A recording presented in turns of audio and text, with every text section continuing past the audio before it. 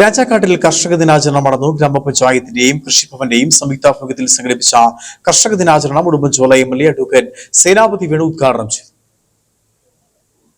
രാജാക്കാട് ഗ്രാമപഞ്ചായത്ത്, കൃഷിഭവൻ എന്നിവയുടെ നേതൃത്വത്തിലാണ് ചിങ്ങം 1-ന്റെ ഭാഗമായി കർഷക ദിനാചരണം സംഘടിപ്പിച്ചത്. രാജാക്കാട് ദിവ്യജ്യോതി പാരിഷ് ഹാളിൽ നടന്ന കർഷക ദിനാചരണം ഗ്രാമപഞ്ചായത്ത് പ്രസിഡന്റ് കിങ്ങിണി രാജേന്ദ്രൻ അധ്യക്ഷത വഹിച്ചു.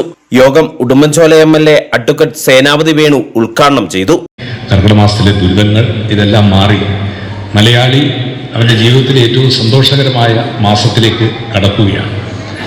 അടുത്തയാഴ്ച ഓണം, അത് നമ്മളെ സംബന്ധിച്ച് ഏറ്റവും സന്തോഷകരവും എന്ന് മാത്രമല്ല അവിസ്മരണീയവുമാണ്.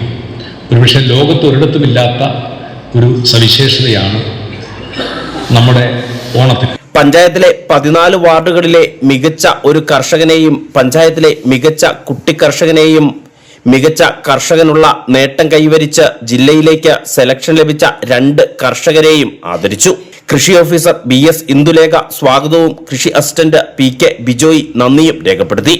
നെടുങ്കണ്ടം അസിസ്റ്റന്റ് കൃഷി ഡയറക്ടർ രശ്മി വിജയൻ മുഖ്യ പ്രഭാഷണം നടത്തി.